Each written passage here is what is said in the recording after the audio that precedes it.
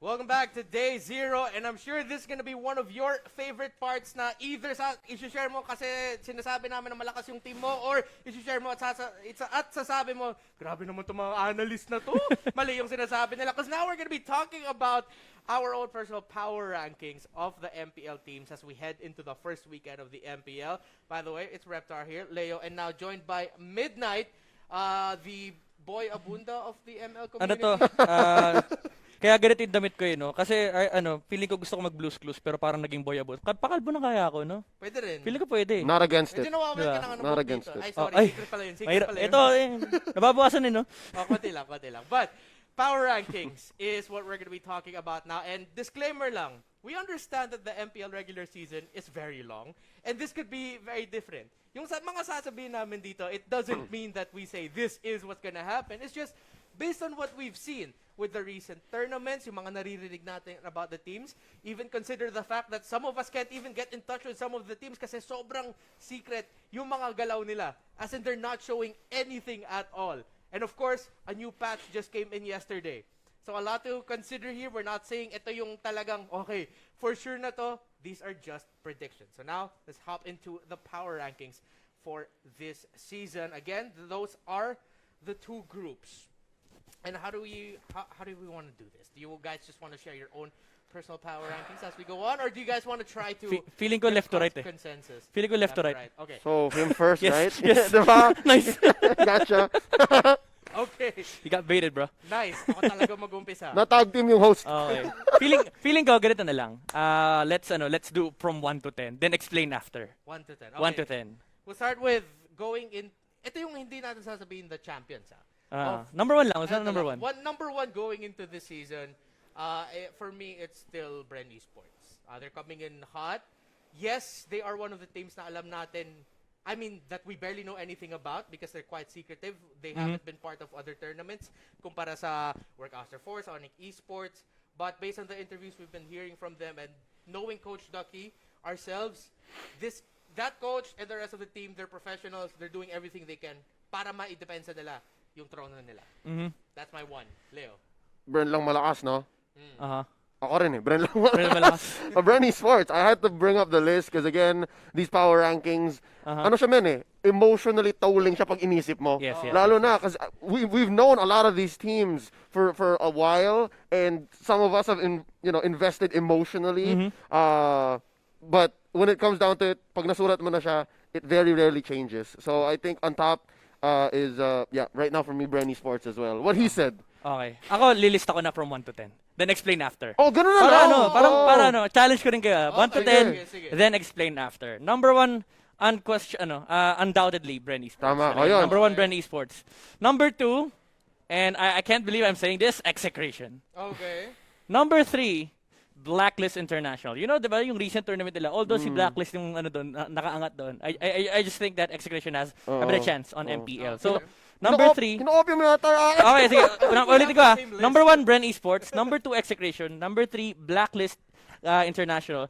Number 4, Work Oster Force. Ooh. Work Oster Force. Okay, nag-iba na tayo. Nagiba na simula kagabi. Oo. May nangyari kagabi. Okay. Number 5, Next Play. Uy! Grabe, Midnight. Akala ko next play hitter ka. Hindi. That's not Oy, true. hindi That's not true. Marami nagsabi next play hit ako. Real talk lang. Okay, number 6. Aura Esports. Okay. Aura Esports. Number 7, LPE. Number 8, Omega. Omega. Number 9, sino ba?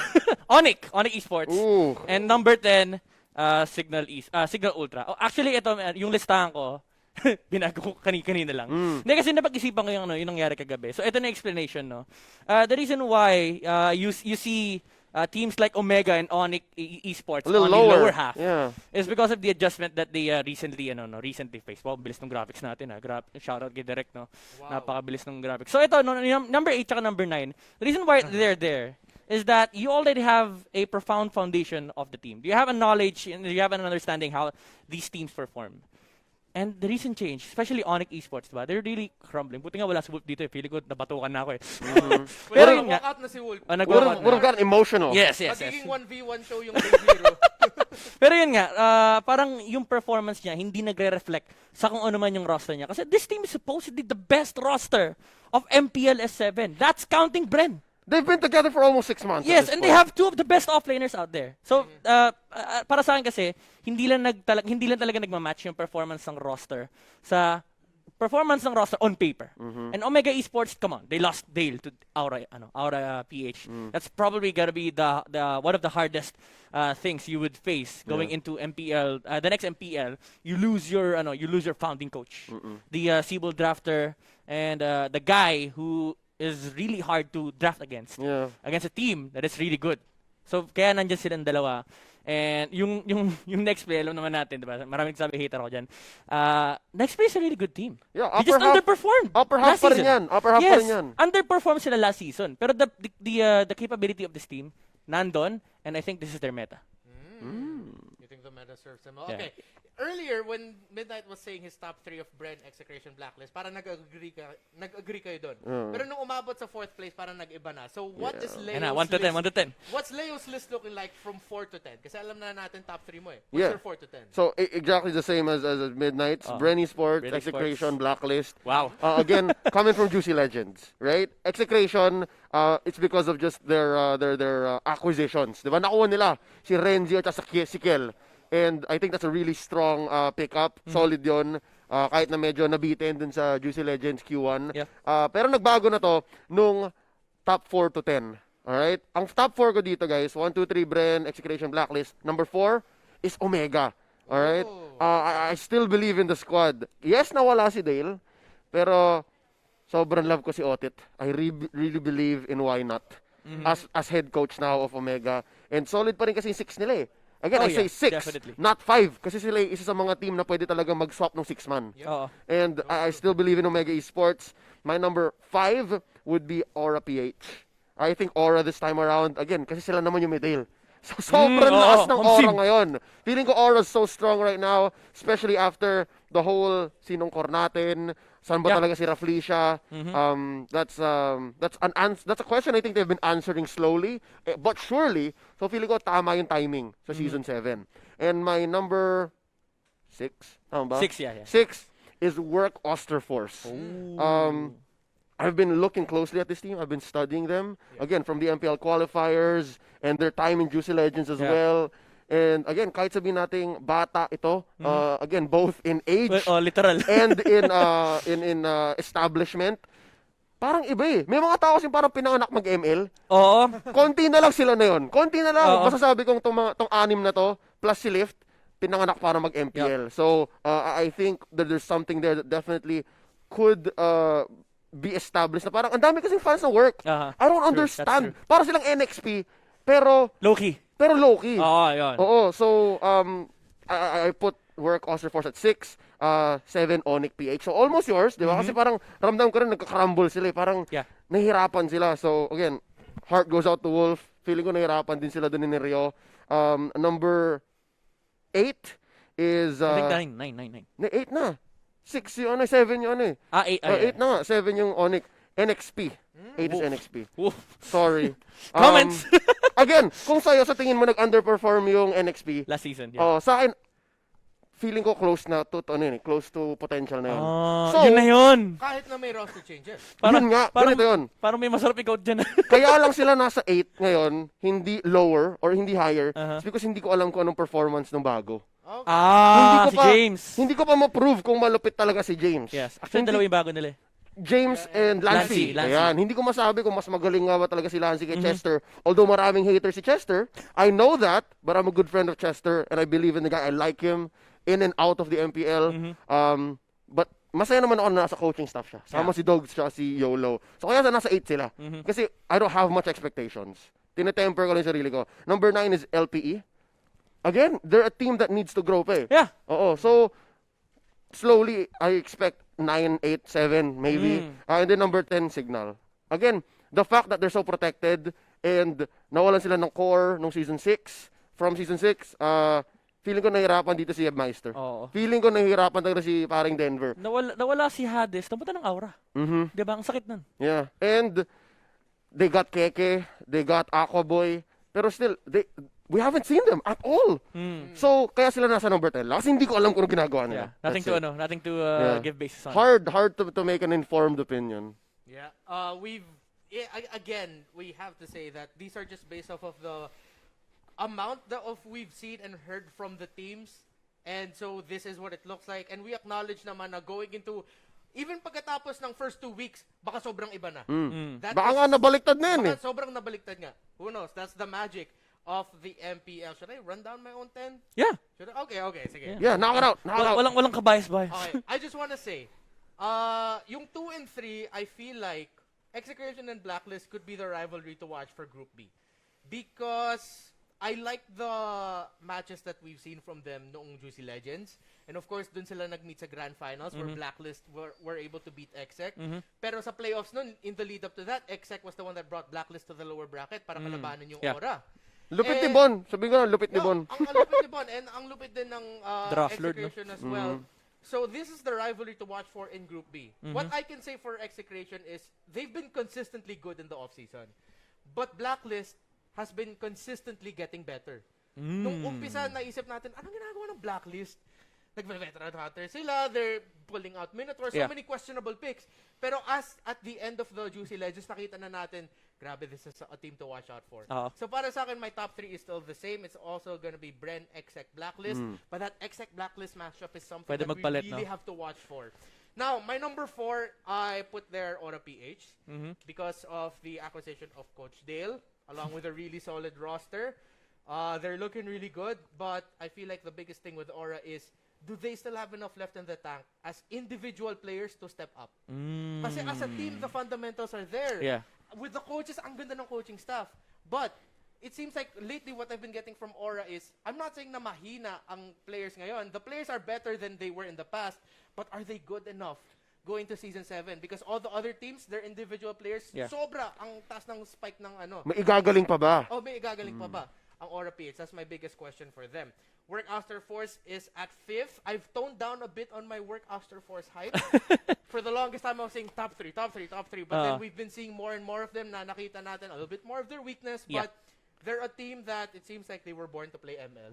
Yun eh. Yun. Like, yun lang yung sagot sa karamihan na tinatanong kung bakit ang taas ng pagtingin ninyo. Why do you respect Work Oster for so much? They can't say specifically. Yeah. It's just, ang lakas eh. It's not a subjective thing. Panoorin mo lang yung previous matches. nila. Exactly. Simple lang eh. Qualifiers, no deaths on the final. Well, may deaths on other heroes. Pero Claude, from No the first deaths. round to the last round, no death at all.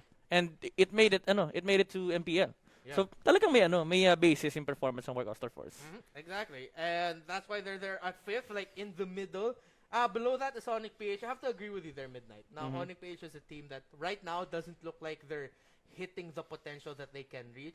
Because really, if you look at the Onyx PH team on paper, if most of you are probably saying there na parang, okay lang naman sila, really look into that roster on paper Yeah. and you see that this is supposed to be a top 3 team right now. Kahit wala si Oh My Venus and Wise, kahit lumipat sila ng Blacklist International, that could be a top 3 team. But right now, not yet. They have a lot of growing to do. Another team that has a lot of growing to do, and a team that I want to see grow is Next Play. I have them at 7th in my list. So a little bit of a bump up to their 8th. 8 ka din ba sa finish NXP? season. Fifth. Ah, Fifth. ka. Yeah. I was a little bit higher for NXP kasi as Juicy Legends was going, in-update ko yung power rankings ko eh. Sa totoo lang nakadagdag yung ganda ng jersey nila.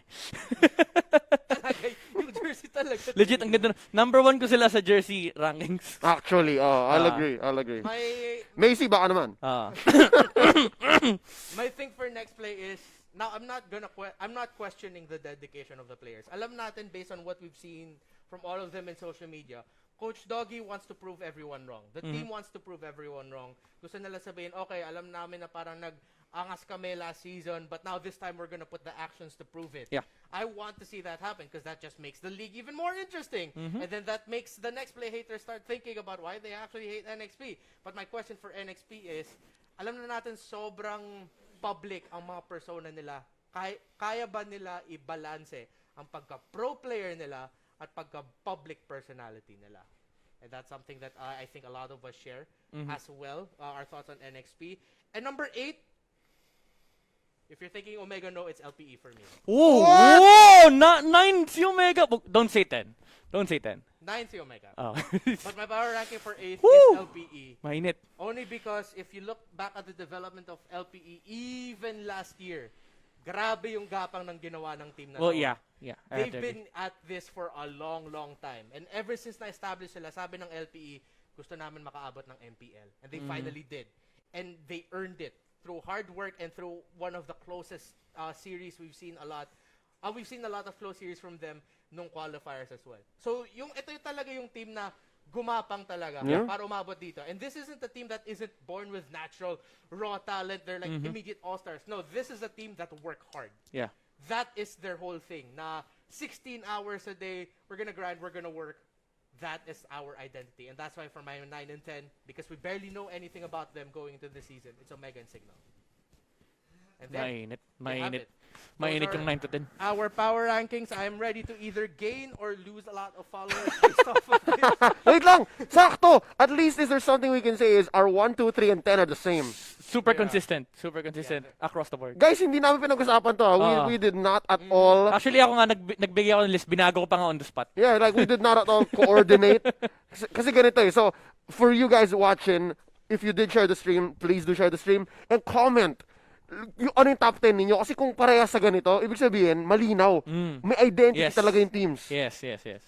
And there you have it, our power rankings. Again, disclaimer na naman, guys, alam namin this can change.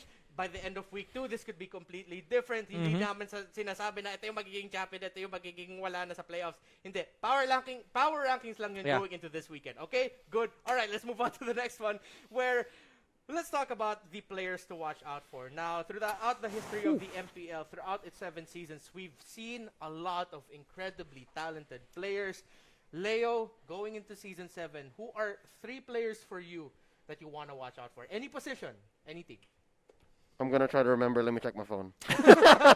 Yan. Okay, so my 3 players to watch out for with for varying reasons. Diba? Iba-iba ang rason kung bakit natin kailangan panoorin itong mga players ito. Number 1, captain of MPL-PH, a 2-time MPL champion, the tank, si Raflisha, si Chan.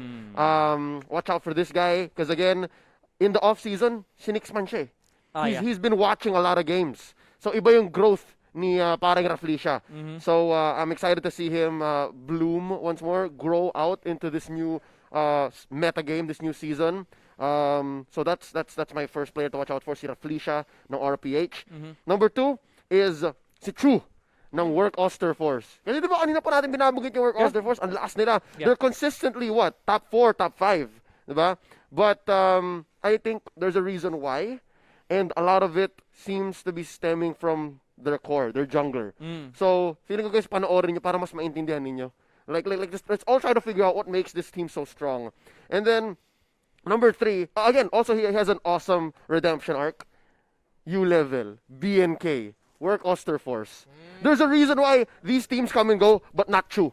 Diba? Yeah. Man! He's always coming back. Oh! Ano ba? Like, lumubog na yung araw, tapos, Andun pa rin si Chu. andun pa rin si Chu! Ano ba? Ayaw sumuko eh, no? Man, Gusto ko mag-ML eh. feeling ko siya yung pinanganak para mag-ML din. Oo. Siya Diba? talaga yung born to play. Oo. Uy, wow. Okay. Born to play. So there's Raflisha, that's Chu, and then eto Max. Eto Max, the captain, the support player mid of Execration. He's been in and out, he's been around, and I just feel like he's such a mature player na yun yung kailangan mo para, you know, to make the best exit shot. To take the best exit shot. I like it. Oh, I like maganda it. siyang anchor, heart ng team na may 2-time champions in Renzo and Kill VJ. May bago, Kelra. Yeah. Tapos, malupit mong tank na si Chaknu. Yeah. I have to agree with that because a little bit of a story. Because nung nagpo-photoshoot kami for MPL Season 7, nasabayan natin yung execration. I think they had to do Sana all. They had to do reshoots. And then Sana all. Wala akong kasama ng photoshoot eh. Solo ka nun. Solo analyst ako nun eh. Sa yung execration, si Ito Max specifically, nung araw nung shoot, siya yung nung andun nung execration, siya talaga yung parang nakita mo yung captain mode niya eh. He's the one going around to talk to the players. Since sinasabi, uy, Kel, ikaw na, ganun. So he was still directing the traffic. Kuya. Even, kuya talaga eh. Kuya vibes talaga si Ito Max. And then I saw just how relaxed execration look around him. And that's good to have as your captain and as your main support there in the mid. Ikaw naman, Midnight. Sino yung 3 players to watch out for para sa Madali. Kasi binabantayan ko na matagal na. Number 1 for me is Work Oster Force. Alam niyo na to. Chu. Okay, Work Oster Force Chu.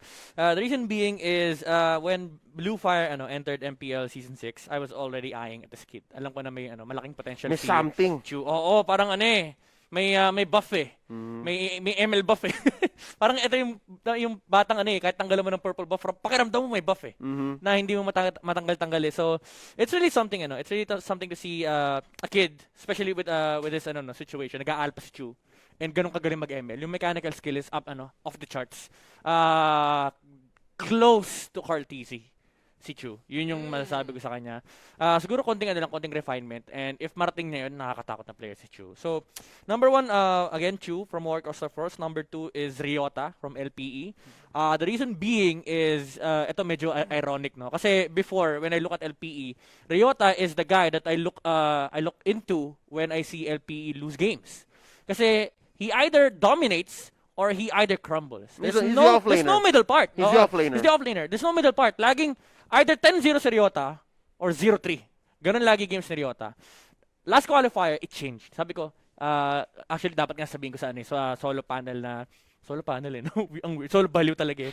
So, sasabihin ko sana sa panel na si Ryota yung kailangan mag-step up. It was different nung nag-start yung LP. Although they lost against Oster for 0-2, Ryota was consistent all throughout the qualifiers. This guy, if you let him get his comfort heroes, he's gonna carry his teammates. Even alongside a 0-3 funnel, wala siyang pakialam, magbubuhat tong taong to. So Ryota is something that teams should watch out for when they're facing LPE. So that's my number 2. Number 3 is a close battle between Martz and Kel VJ. But I have to say, the King might be back on a different team. I like the quote, no? Kinote si Kel VJ sa isang article. Sabi niya, gusto ko pakita na nagkamali ang aura. Oh my goodness, sabi ko, Redemption Arc tapos the King. Oh my God. Ito pa malala dyan. MPL champion yun MPL champion. Back to back. Nasa execution siya. So mainit pag diba? Pag binalikan niya si Aura na, champion kami. Kasi pag nag-champion siya, magcha-champion si Zapnu. Yep. Ang dami checkbox doon. So Kel VJ, I want to see this kid back. Even though marami nagsasabi na hindi ganun ka-polish yung mechanical skills niya compared to other players, I just see something in this kid na parang alam mong kahit na medyo madumi, pag nilinis mo, ayun yung diamond. Yeah. Diamond in the rust. Yeah. Diamond in the rough is Rough pala, sorry. for Kel VJ? Yeah, or Kel VJ, yeah, Kel VJ. So for you, Kel VJ, Ryota, Chu, and for you, it was Chu, Raflesia, Raflesia, Eto Max. and Eto Max. Max. Yeah, tapos na-shoutout niya lang si Trimar TZ. Si Trimar TZ. Trimar. Shoutout. Shoutout kay Trimar. Imar, diba? Imar ang basa. His nickname is MR, I think. So pero Imar na lang. So Martz I think so, pero the We have spelling to is ask him. Trimar There's TZ. just 3 there. Alright, for me, real quick, I just have to say, this is gonna be a meta where you put a lot of importance into the tanks. That idea of a pos 5. And I feel like experience is gonna really shine para sa mga tank players ngayon. So I'm gonna go for Jay, Ison, and Chaknu to watch out for in this season. All tanks. Yeah, all tanks. You really have to watch out for these 3 to see if they're gonna take it to the next level. Ison Esports, ang tagal na natin sinasabi na grabe talaga si Ison, dito pa rin, and he's still going strong. And based on what we saw from him in Juicy Legends, Ison Esports is still alive and well. Chaknu, I've seen him since Season 6. Since last season, he's been slowly trying to reinvent himself or really increase the flexibility of what Chaknu plays. Kasi alam natin, Chaknu was the playmaking tank. But now, Season 7, nakita natin, Chaknu wants to change that a bit. He wants to add more. And I feel like that's what Execration really needs from him. And then, of course, Jay has just been consistently someone as you can look forward to. You're going to get a good game from him. Yeah. But then, Jay, can he take it up a level to really meet the potential that Onyx has on paper? So there you go. Our 3 players to look out for each. Good, pretty even spread there. 2 for 2 for work, 3 for execution. Oo nga, no? Actually. Oh wow, I didn't notice about that execution. But yeah, there go our players to look out for. Now, okay, ito na yung mainit na usapan. May mainit pa! Meron. Ano yun? One last before we go on to a break. I don't know if... I feel like if we spend too much time here trying to explain ourselves, we're gonna be digging a hole. So gawin na lang Feeling ko natin. wag, bawal mag-explain. Para pag pinost ng pag pinost natin, walang explanation. No Yun context, lang yun. no context. Sige, Okay. let's do it. No explanation. Sabihin mo lang yung pangalan, okay? That's it. Don't say anything else. At the end of Season 7, sino ang magiging champion? Midnight. Ang hirap pag wala, ang hirap pala pag di nag-explain, no? Bren, I have to say back to back. Okay. Champion, number 1. Okay. Apating ka na ba? No. Let's just go for the... Okay, all the 4. Okay, sige. We prepared top 4. All four. Top Okay. four. Ito yung sinasabi natin kanina, no, na hindi lagi nasusunod yung power rankings. Yeah. Champion Bren, second place Execration, third place Blacklist, fourth place Omega. Interesting. Okay, leave it at that. Well, I accept this. Okay, Leo. Okay, somebody screenshot this Oo. Guys, kung ano nyo na, screenshot nyo na, tapos post nyo kung saan-saan. for posterity na to. Sige, game. Ako, my top 4. Execration, Ooh, new champion. Brenny Sports. Champion? Exe? Brenny Sports, number 2. Number 3, Omega. Number 4, Work Oster Force. Okay. All right. Screenshot nyo na yun pagtaas ha. Pag... Pag nag-flex na sa screen. Yeah. Oh man, all 3 of us were also analysts in our own right. So naramdaman ko talaga yung pressure na hindi pwede mag-explain. Okay, pwede mo palitan yung pangalan ng picture ko direct. So Lagay mo si Wolf. Lagay mo si Wolf, tas lahat Onyx. Joke lang. Okay. Champion Bren. Second. Explain. Don't think about it. Oo, dagdag followers. Plus 3,000 kagad after ng broadcast. Blacklist. Third, Exe. Fourth, Onyx. Somewhere around Pasig, an analyst is smiling. Yeah. And there you have it. No explanation. And our top 4 predictions. Hindi color-coded yung sa akin. Ganyan. It just so happens yun yung kulay ng mga... Parang deeply na Oo nga eh. Parang may something eh. Actually, to be fair, yung bow tie ko dun pula rin eh. So, Oo nga. yung may work. Ako, blue, pero may may execration. Pwede na. Pilit na pilit. Yep. There you have it. Our top 4 predictions. And Day 0 will be back. If you enjoyed the video, consider leaving us a like and subscribe to the channel. You can find us on Facebook via the link in the description. Thanks.